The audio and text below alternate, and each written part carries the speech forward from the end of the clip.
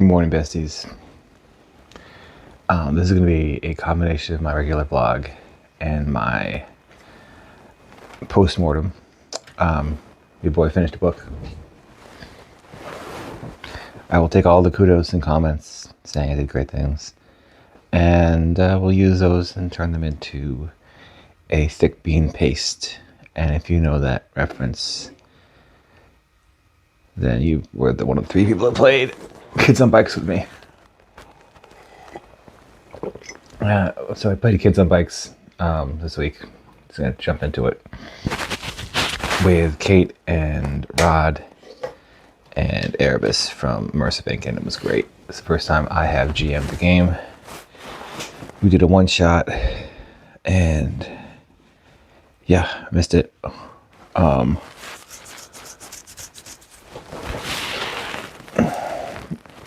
Need more of that in my life, so I'm definitely doing the Kickstarter one next week, although that's more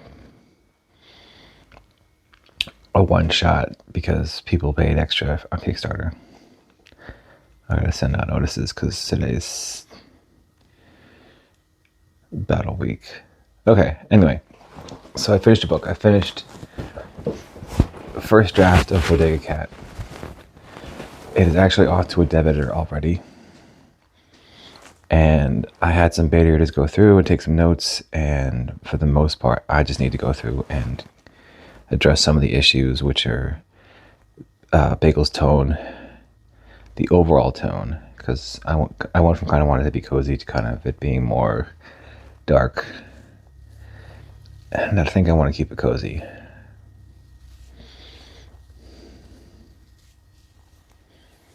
Yeah, well, it's going to be dark, so I need to have more gritty elements. But then again, at the end, I'm like, he doesn't really need to be in the battles as much. Yes. And then Fairmont's POV is the main female POV secondary. I think she's got like 30% of the screen time. I had to change her name. I think we decided on Jolene or something like that. Because she's a girl from the Midwest. At least my prose is fine.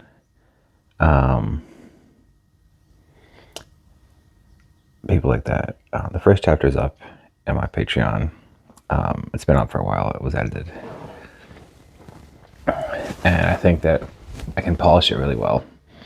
And I really want to have it well polished before I launch. And I'm changing my launch strategy a little bit based off of current feedback. Also changed my patch. In case you're wondering, this unit doesn't exist. It was made up by one of my friends. And this is gonna bother me. Make it centered. I haven't worn this shit forever. I got this one in Africa. So, after action review. What was supposed to happen? I wanted to finish this book in about a month and a half. I finished it in about that time, but it was more spread out. I'm going to go do the next one immediately after this. I actually started writing book 2 immediately after finishing book 1. Same sitting. I'm like, this is the end. This is the beginning. So I'm already in book 2. Usually I give myself the day off after I finish a book. But I felt like I was, at the end, I was like, okay, I know where this is going. I got a feel for it. Let's make this happen. And now I'm like, okay, I think what we're going to do is we're going to start hinting more about the gritty elements at the beginning. I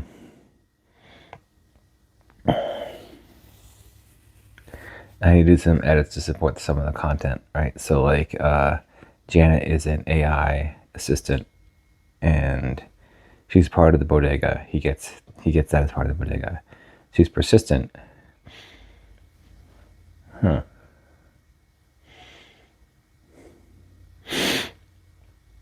that's interesting.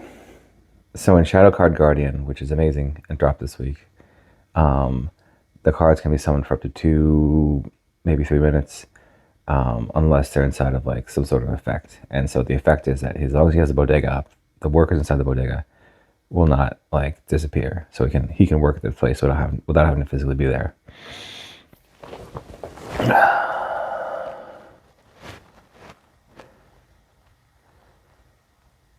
Let's see. Beta didn't like the dungeon bits. Okay, yeah. Trying to get away from action. Alright, so establishing threats earlier and ensure the characters feel freer. Alright.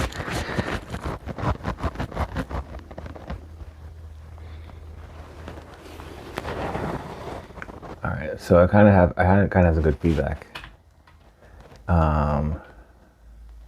Normally I would take more time and like do a total rewrite. Actually, no, I don't really have a normal. I'm kind of establishing my flow now. Spent a lot of time writing Nascent Soul Child. Spent a lot of time writing Caravan of Blades, making those as good as possible, as polished as possible before they get out to Royal Road. This is pre-Royal Road. It's supposed to be unpolished. I'm supposed to do the polishing now. I'm going to go through it chapter by chapter as I do the new stuff. And I think what I'm probably going to do is, as I write the first chapter of the second book, I'm going to go back and reference the first chapter of the first book and kind of see if I can do some callbacks. Because I know what I want to do with that. So that's a good spot to be at. But yeah, the change to the meta has changed my like release strategy. But we'll see. I'm not going to dump like 25 extra chapters. I'm probably going to dump 6 chapters on the first 3 days. And then 1 a day, which means I have more runway. Which means that like basically, rather than me, I have 36 chapters right now. Rather than me having the whole thing posted within 3 days, I'll have it posted over,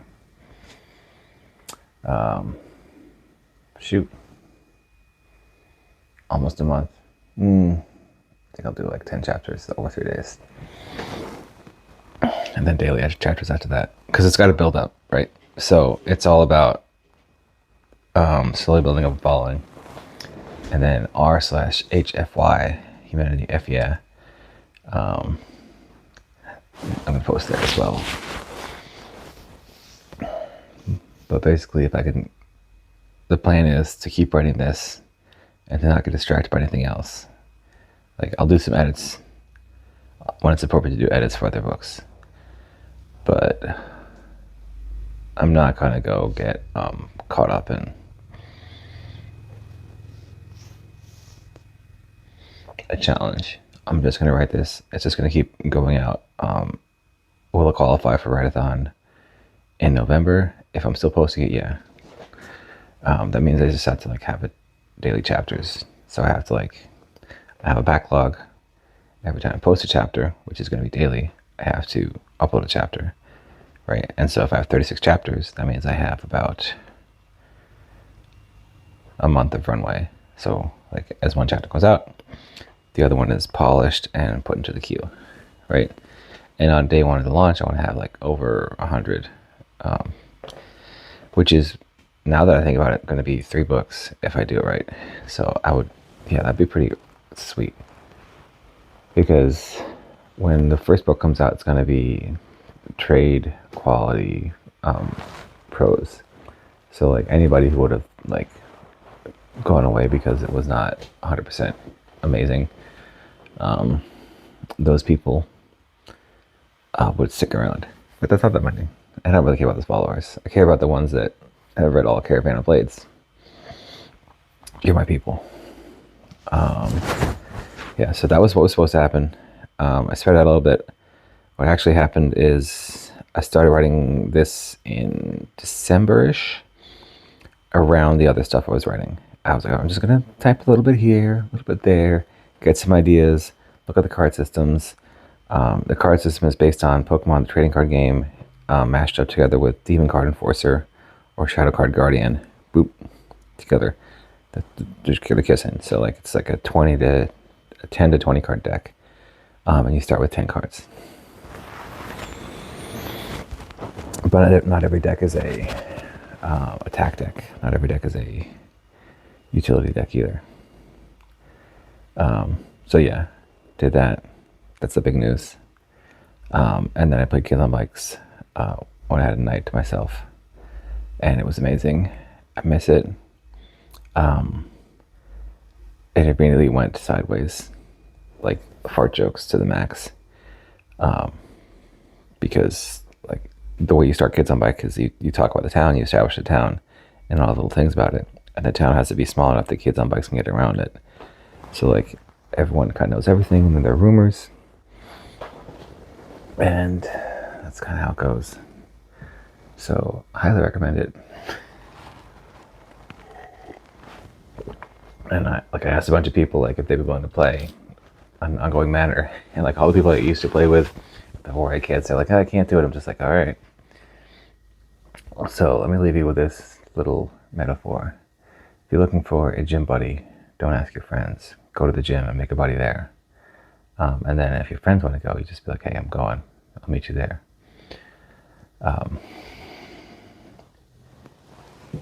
The same thing with one-shots or writing groups. Like, you should not get your friends to write with you, like your IRL friends. Make some friends on the internet and have those people be your writing group buddies or your D&D group buddies, and then try a one-shot with them, and then see if you guys mesh. And in this context, a one-shot for critique groups is you critique each other's work once, and if you guys both like each other and you're not too totally different, then you can do it again, right? And then you can say like, okay, every week we're going to have like 10 pages due or whatever is due, and sometimes we're not going to have anything due because everyone's going to be busy, but like at a certain point we're adults and you just tell them when you need something looked at, right? And I love my critique group. They're amazing. I would not be here without them, but I'm like, I put too much prose out for them. So I'm like, okay, you're going to get this, and then I'm going to review that. Because I think I'm going to be releasing a lot of books really soon. I have like 7 that I have to release before Bodega Cat. Even though, like, I have a narrator lined up for Ace and Soul Child. I have a narrator lined up for Caravan of Lights. They're ready to go. I'm ready to go. I'm ready for these guys to get out the door. I don't want to, like, I love this series, but I want them to go find their audience, and I want people like you to go take a listen and just be like crying in your about this little story, or like at least smile about Sophie's story, or laugh about Bob. Bob was hilarious. I miss Bob. Yeah.